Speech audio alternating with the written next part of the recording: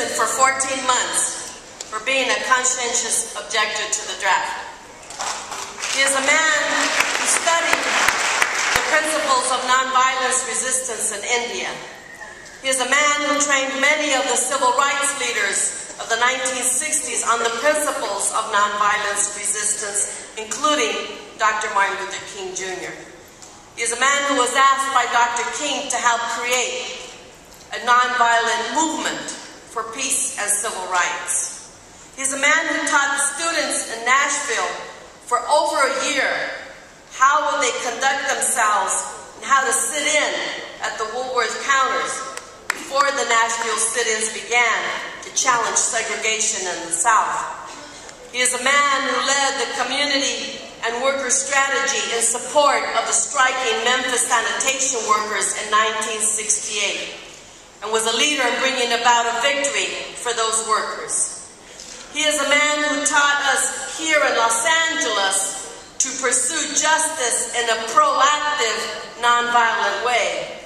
In my home union of the hotel workers, he trained Spanish-speaking hotel immigrant workers how to conduct civil disobedience actions, and he taught us how to talk and treat the police officers who were arresting us. He led us across the Pettus Bridge in Selma for the National Immigrant Workers Freedom Ride. He is a man who is teaching the next generation how to continue with the highest traditions and core values of a civil, labor, and human rights movement. Please welcome our very own Reverend James Lawson.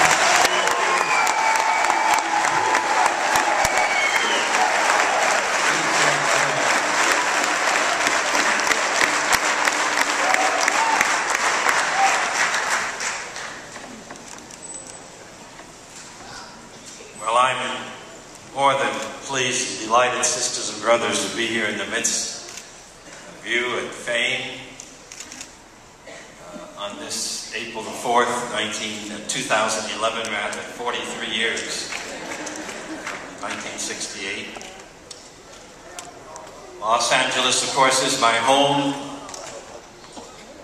While I've been traveling a good bit the last 4 or 5 years, I've closed down my contracts in Nashville and elsewhere so that I can give more attention and time to my life, my family and grandchildren and the rest of it, and to do what I can again here in Los Angeles, because we have not yet arrived at the promised land where there's equal access, equal justice for every man, for every woman, for every boy, and for every girl in this city and in this country.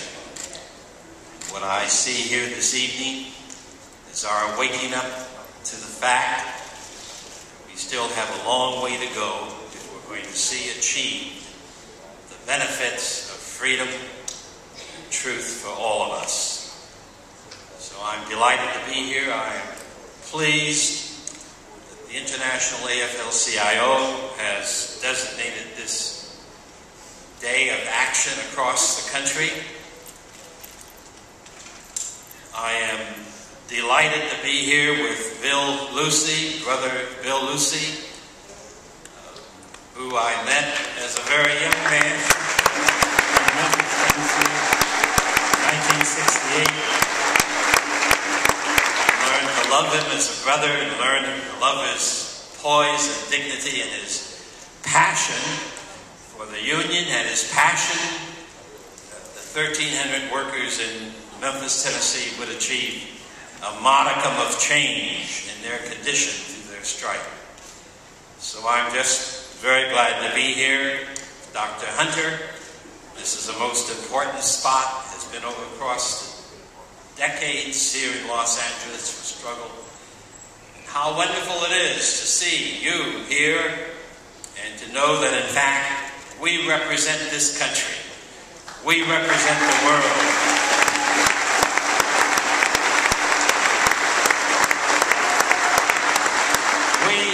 We represent the human race.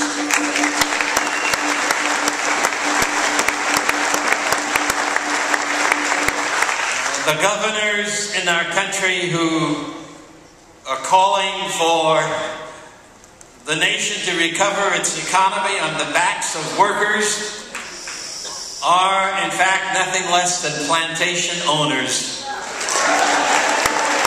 and petty tyrants.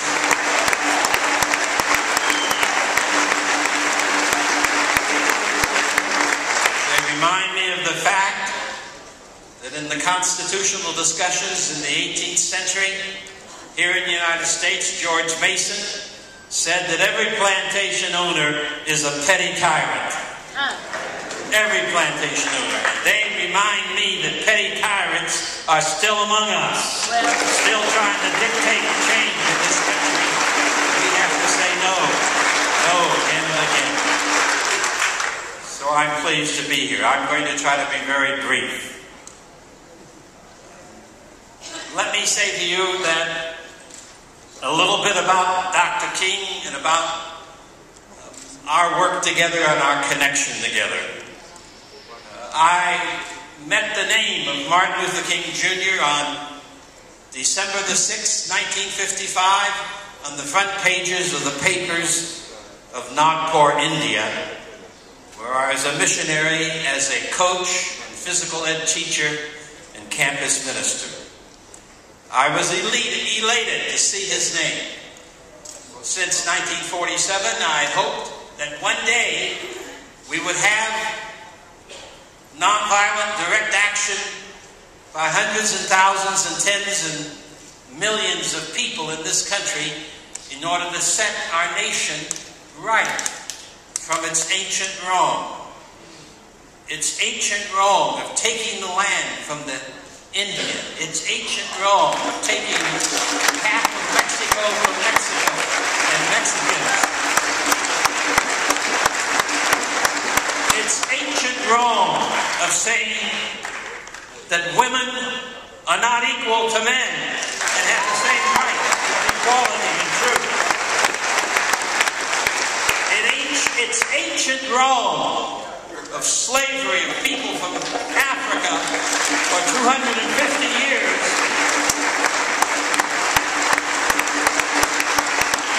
And so, for me, it was an extraordinary day to meet the name of Martin Luther King Jr. in the first, at least in the last half of the 20th century, the first great direct action struggle in the United States in Montgomery, Alabama. Now, I want to remind you that that's what we must do again in the 21st century.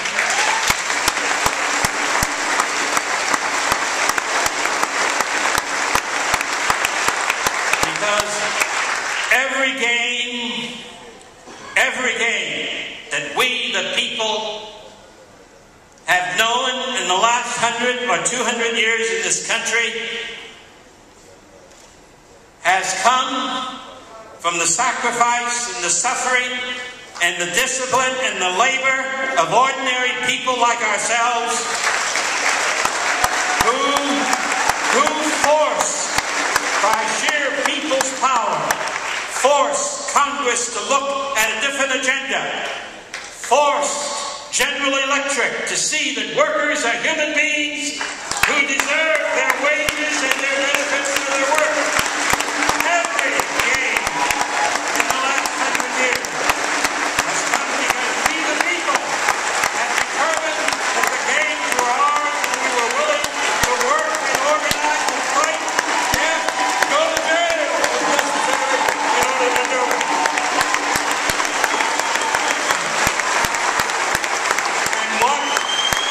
What we do tonight must become the heralding of the trumpets across our nation, to the President, to Congress, to the governors. We will not sit back and allow you to strip us of equality, liberty, and justice for all.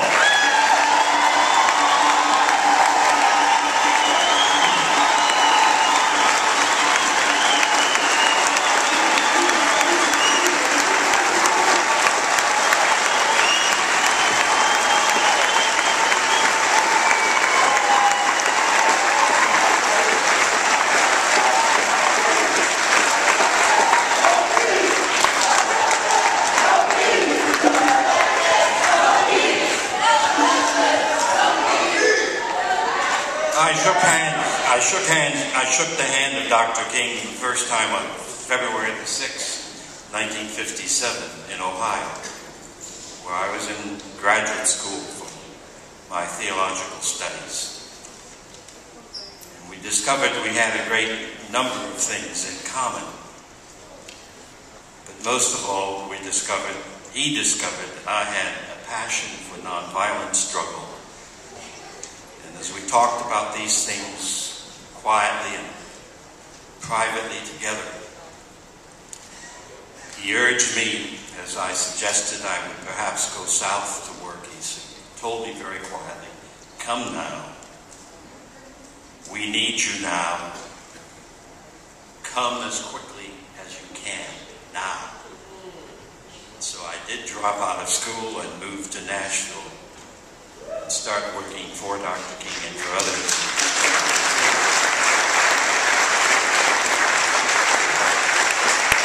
The last time I saw Martin King, the last time I shook his hand, was on the afternoon of April the 4th, 1968 at the Lorraine Hotel.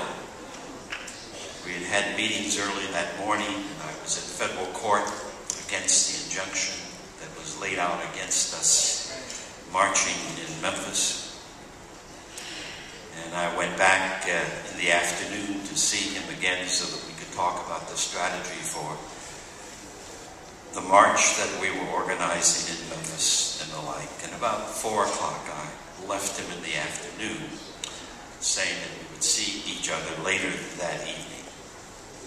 So April the 4th for me is a day of, April the 4th is a day for me of vivid memory.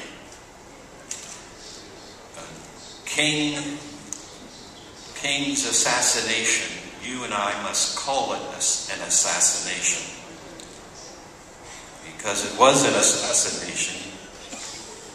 Involved in it were police in the local city of Memphis, also CIA, also FBI, also military intelligence. And I've heard it said, though I've not found the connections yet, that there were people in high office in Washington, D.C. who ordered the killing of Martin King. I'm saying that to indicate to you that for many folk in the United States, Martin King was an enemy. This is what J. Edgar Hoover said about him. Other people called him a communist, a radical, extremist, and all of that kind of nonsense. But he was a wonderful friend, a wonderful human being, one of the finest men I have ever met, and with whom I've ever had the experience to sing together at the piano, play football with on the playing field in our retreats and meetings. Terrific man who did an extraordinary thing. He grew up never missing a meal. He grew up having the financial resources through his family to go to school, to work straight through to do a PhD at Boston University. But he committed himself to seeing that our nation, he said, he committed himself to redeeming the soul of this nation. That was the motto. And that's what the movement of the 1950s and 60s helped to do. We were for every person. We were for the end of discrimination of any kind. We were for the empowerment of labor. We were especially for the empowerment of workers making poverty wages in our country. We knew that day had ended.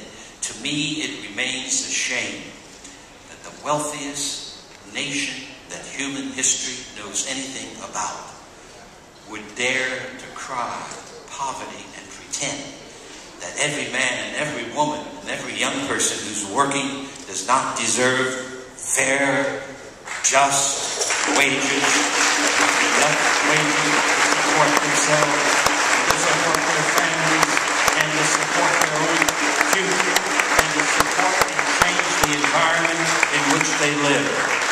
Nothing less than that is adequate for any of us or for any person. What I urge us to do in talking April the 4th, 2011, is to tell the powers that be in our nation that we're not going to listen to the propaganda that seeks to keep us divided from one another.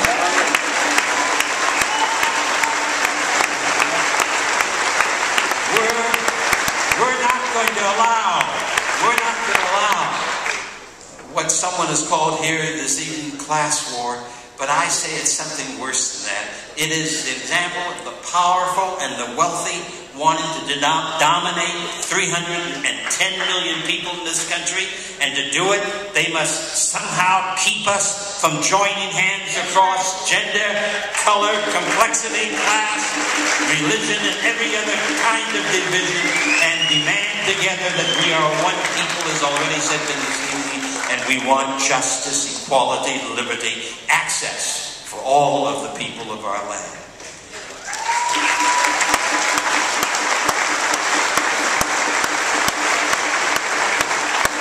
When are we going to stop electing? And I want to say this very gently, but I don't want anyone to take offense at what I say. But when are we going to stop electing white men to office who refuse to do right by all of us?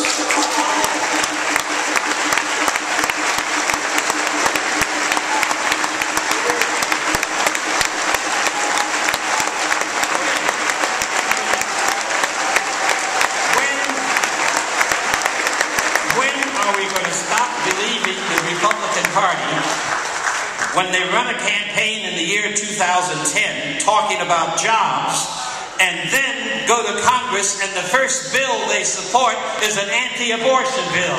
When are we going to stop that nonsense? We must serve notice. We must serve notice on our elected officials that we want them to stand for the same thing that we stand for. We hold these truths to be self-evident, that all are created equal, that all are endowed by the Creator with certain unalienable rights, that among these are life, liberty, and happiness. We need to serve notice that we will settle for nothing less.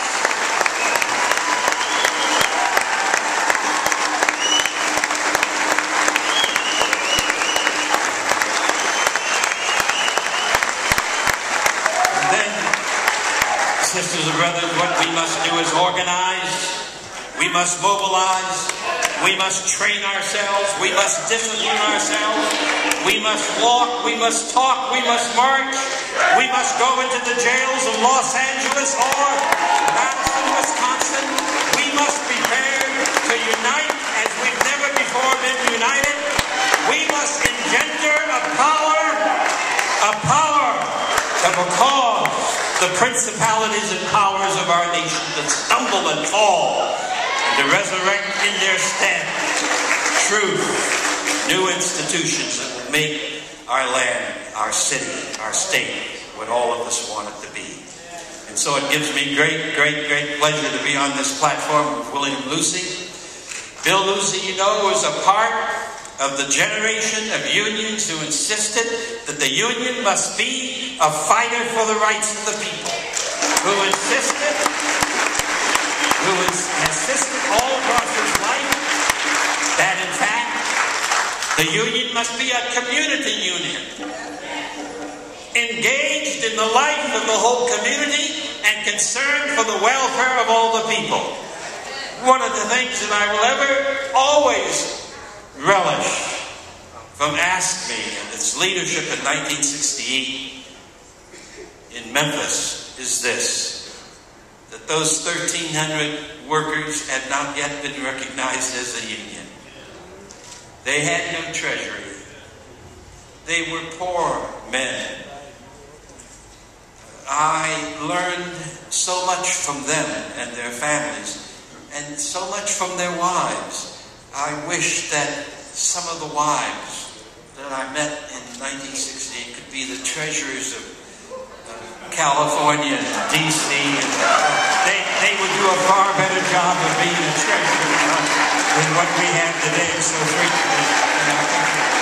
I thought it then, I think it now. But what I loved so much about Bill Lucy and the others who came from ASME was the fact that even though it was February and winter and rainy and cold, even though garbage workers are not supposed to strike in the winter, they're supposed to strike in July. Even though they had no treasury, even though they hadn't consulted the International February the 12th. The International Union, Bill Worth, Bill Lucy, Jerry Worth and others came in and put their arms around Memphis and put their arms around those 1,300 workers and put their arms around me and others of us who were trying to feed families and all the rest of it. And we made it as a community, both as a civil rights movement, as a strike, as a union enterprise, as an effort that would lift the spirit not only of the folk of Memphis, but help to unite this nation in doing that which is right. Bill Lucy remains a stalwart statesman for unionism and for labor. And a man we can continue to follow and trust to help us in this 21st century do the work that we have to do. Let the enemies of truth and justice be warned. Bill Lucy is alive and well.